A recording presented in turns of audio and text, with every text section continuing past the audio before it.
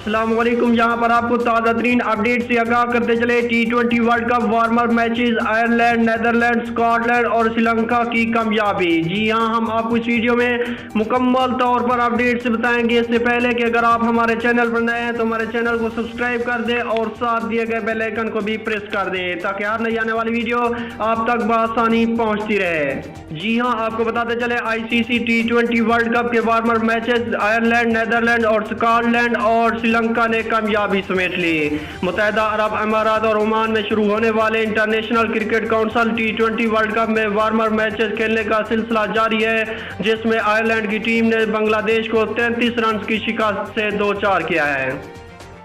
Abu Dhabi میں کھیلے گئے میچ میں آئرلینڈ نے پہلے کھیلتے ہوئے 3 وکٹوں کے نقصان پر 177 رنز بنائے۔ جواب میں بنگلہ دیش کی ٹیم ہدف حاصل کرنے میں ناکام رہی اور 144 رنز بنا کر آؤٹ ہو گئی۔